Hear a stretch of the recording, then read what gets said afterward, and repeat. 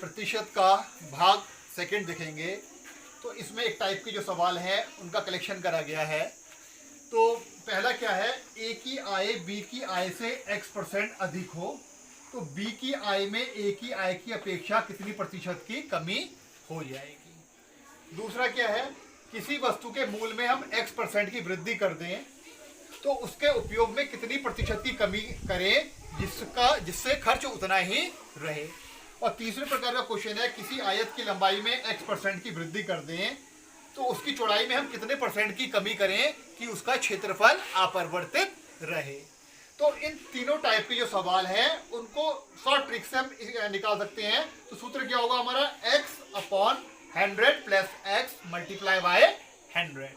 तो अगर हम इसको एग्जाम्पल से देखेंगे तो आपको और अच्छी तरीके से समझ में आ जाएगा। तो क्या है सूत्र, x यानी प्रतिशत जो अधिक हो रहा है या कम हो रहा है वो x/100 प्लस x इंटू 100। तो अभी हम एग्जाम्पल करते हैं तो उससे आपको ज्यादा समझ में आएगा।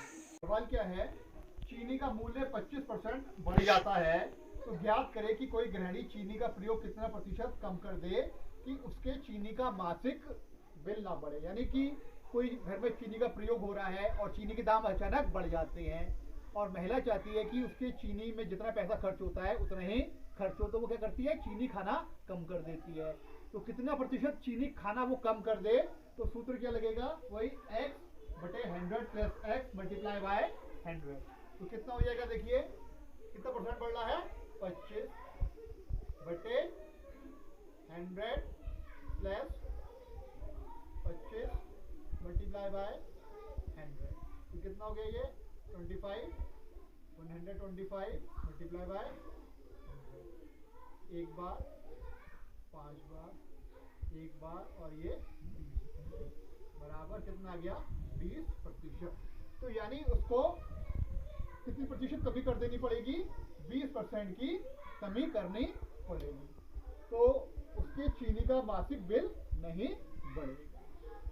दूसरा प्रश्न है, किसी आयताकार खेत की लंबाई अगर 20% बढ़ा दी जाती है तो उसकी चौड़ाई में हम कितने प्रतिशत की कमी करें कि उसका क्षेत्रफल में कोई अंतर ना हो। ठीक है, मतलब लंबाई बढ़ जा रही है तो हमें क्षेत्रफल उतना ही रखना है जितना पहले था, तो उसकी चौड़ाई में हम कितने प्रतिशत की कमी करेंगे। तो उसी सूत्र से x/100 प्लस x मल्टीप्लाई 100 से ही निकलेगा ये। तो क्या हो जाएगा, कितने का हो रही है, 20% की वृद्धि हो रही है तो 20/100 प्लस 20 गुणा 100। तो कितना हो गया, 20/120 गुणा 100। 20 से कम 20 और ये कितनी बार जाएगा, देखिए 6 बार।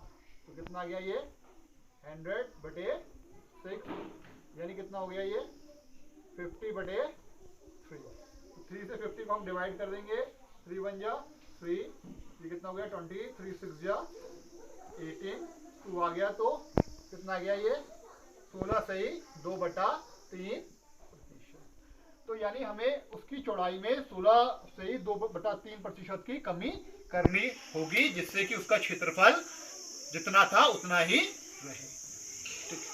प्रश्न है, राम का वेतन श्याम के वेतन से 50% अधिक है तो श्याम का वेतन राम के वेतन से कितना प्रतिशत कम है। तो इसमें भी ये ट्रिक लगेगी। देखिए यहाँ पर वेतन अधिक दिखा रहा है और यहाँ पर कमी हो रही है।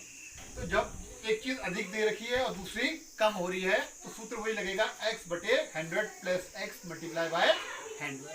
तो श्याम का वेतन राम के वेतन से कितना प्रतिशत कम है, तो सीधे हम डायरेक्ट करेंगे क्योंकि हमारे पास समय कम होता है नवोदय में हल करने के लिए। तो कितना हो जाएगा, देखिए 50/100 प्लस 50 मल्टीप्लाई बाय 100। तो कितना हो गया ये 50/150 गुणा 100, 50 इक्का 50 3, तो कितना आ गया ये 100/3। तो ये कितना आ जाएगा, देखिए 100 से 3 को भाग 3 से 100 को भाग देंगे तो आएगा 33 सही 1/3%। तो श्याम का वेतन राम के वेतन से 33 सही 1/3% कम है। तो आज हमने भाग सेकंड सीखा, तो उसमें एक ही टाइप के सवाल का यूज हुआ है और सूत्र क्या लगा है, x बटे 100 प्लस x मल्टीप्लाई बाय 100। ठीक है, तो जो प्रतिशत है उसका तीसरा भाग लेके हम बहुत जल्दी ही आएंगे और तब तक आप इस प्रकार के सवालों का अभ्यास करेंगे।